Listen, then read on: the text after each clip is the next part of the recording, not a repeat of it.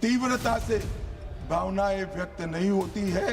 सदन में बोलने की कला आपके बहुत सारे सीनियर लोग हैं, उनसे सीख ले। और सीनियर लोग ना हो तो प्रियंका जी ही है, उनसे थोड़ा सीख ले कि सदन में कैसे बोलना चाहिए। मैं टीवी पर विपक्ष के नेता का भाषण सुन रहा था। आपकी जिम्मेदारी है कि ये सदन की गरिमा पूरे देश में और विश्व में बनी रहे। मान्यवर, ये जो भाषा है सदन की मर्यादा तोड़ने वाली, आप क्या भाषा उपयोग कायर है, आप सरेंडर कर रहे हो, आप मुझसे डरते हो, अपशब्दों का प्रयोग होता है, असंसदीय शब्दों की भरमार लग जाती है। सदन में कोई आंख मारता है, कोई मुस्कुराकर बैठता है। मान्यवर, सदन के रास्ते पर चाय पकोड़े खाते हैं। सदन के रास्ते पर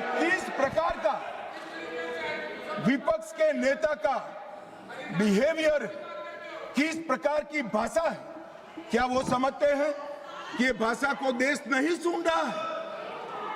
ये भाषा को देश सुन रहा है।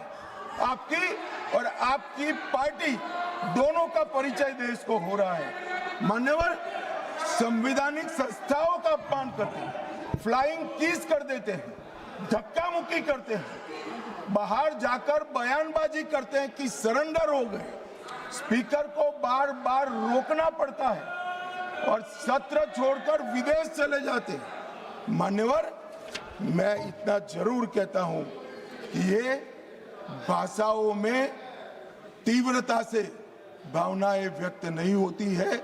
सदन में बोलने की कला आपके बहुत सारे सीनियर लोग हैं, उनसे सीख ले। और सीनियर लोग ना हो तो प्रियंका जी ही है, उनसे थोड़ा सीख ले कि सदन में कैसे बोलना चाहिए। मान्यवर, ये कहते हैं ये क्रूर बिल है, महिलाओं को आरक्षण देने वाला बिल क्रूर बिल है। उत्तर और दक्षिण के बीच में भेदभाव कर रहे हो, दक्षिण का प्रतिनिधित्व कम हो जाएगा। इतना कल समझाने के बाद भी अगर ये स्टेटमेंट आता है मान्यवर, तो मैं मानता हूं ये जानबूझकर दिया गया स्टेटमेंट है।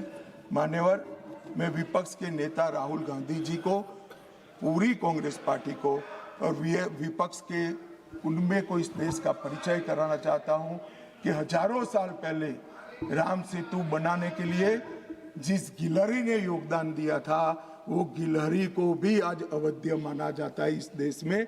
इतना उपकार याद करती है। और हजारों साल के बाद भी हवन में हड्डियां डालने वाली ताड़का को भी याद रखा। आप महिलाओं को आरक्षण देने वाला एक पवित्र यज्ञ रूपी जो बिल है, इसमें विरोध की हड्डियां डाल रहे हैं। इस देश की महिलाएं आपको माफ नहीं करें। आपका समय देने के लिए धन्यवाद।